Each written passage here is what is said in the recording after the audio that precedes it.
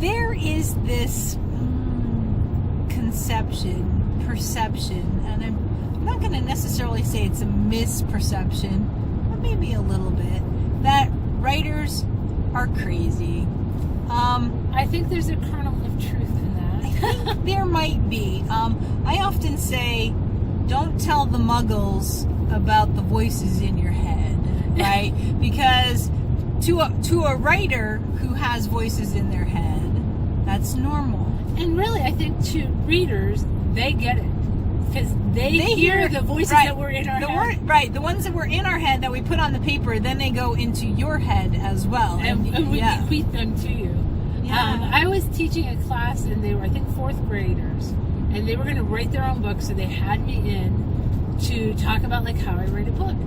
And I was talking about characters, and I said something about the voices in my head. And one of the little girls raised her hand, and I said, yeah. And she said, well, they talk in your head? I'm like, yeah, they talk in my head. And she goes, when they talk, do you have to listen? And I'm like, ooh, that's a whole... I said, no, sweetie, I don't have to listen. I just want to. And so those voices in our heads they're part of our occupation. They don't make us crazy. Yeah. Although sometimes a little bit of crazy does help in this business. Now, I actually don't have just voices in my head. I have full-blown TV. How about you? I see. It's everything. I see it. I hear it. It's everything. And trying to describe to somebody, and again, readers get it. If I tell you, because if you read a book and really fall in love with it, you are no longer reading the words. Right. You're seeing it in your head. Right. And as a writer, I mean, that's always how it was as a reader, and I find that happens all the time as a writer. And one of the hardest things for me is editing before I send it out, simply because in my head, I'm seeing the movie. Yep. And I am not seeing, I know the difference between there, and there.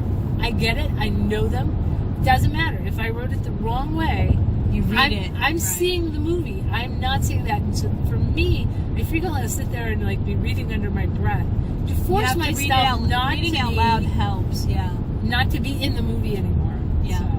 Yeah, I'm flabbergasted. When I was a teacher, I would try to explain that to kids. Okay, so turn on the TV set in your head and picture this. And not everybody has a TV set in their head. And if you're a reader, you don't understand it. I don't know how you go through life without that. Yeah, that's the whole thing. I don't, I'm like shocked and dismayed, and I'm sad for you if you don't have a TV in your head, because like, how do you get entertainment all the time? And maybe that's one of the problems. I wonder how the the availability of video and everything else right in people's hand all the time. I wonder if if the TV sets are going dim in people's heads. Like really, if that's a skill, if that kind of imagination and that kind of being able to visualize things like that, I wonder if that's diminishing. I don't know that I've seen that so far. We've talked about the Minions, and one of the other ones I talked about some of the books I love. And I know they get it. I know they understand. They get the joke. Not everybody spends the time to nurture that in the kids around them. So yeah, maybe it does take some nurturing, but there's a book called B.J. Novak, The Book with No Pictures. And even really young kids get the joke, because it's literally a picture book with no pictures. And he explains the rules. He says, here's the secret, here's the rule. Whatever the book says, the grown-up reading it to you has to say that thing. No matter what, that's the deal, that's the rule. And we use that phrase a lot in the house. That's the deal, that's the rule. And so even if it says something like blurf, that's what they have to say. It is a wonderful book, and it's so awesome to see them get that. The TV's on in their head. They don't need the pictures in the book because they're owning the pictures in their head. So for me, I was a kindergarten story lady for years. I wrote Pip, and Carry Your Heart was that, because I love those moments. I love that moment when a 5-year-old gets it. Yeah, I miss. That's the one thing I miss from not being in the classroom anymore, is being able to share that passion that I have for books and story with kids. Jim Trelease's Read Aloud Handbook. Oh, I've got Oh my gosh, and he hasn't been updating it anymore. He kind of retired from it, but you can still get your hands on copy. And a good book is a good book is a good book, and it never dies and it never goes out. And he's the one that introduced me to A Wolf Story, and can't think of the author's name. This is my thing, but he came to speak.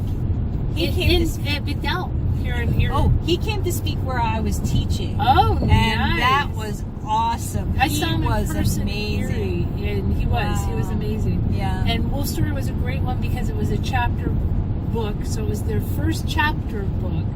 But it was just such a great story. So I've always been thankful he gave me that book to read. Right. So we've kind of drifted from the topic that we're not crazy, but we are crazy about books, and that's part of it. Yeah, I think our craziness shows through no matter what our topic is, Susan. I'm just gonna say it.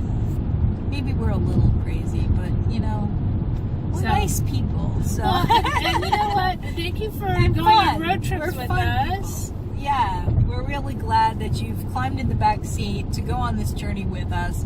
And if you have any topics that you want us to talk about, or any questions that you want to ask us about, within reason. Always within reason with Holly. See, I think she's unreasonable about this reasonable thing. I mean, come on. I'd like to have an unreasonable question. All right, so maybe if you just have an once. Unreasonable question, you send it to Susan.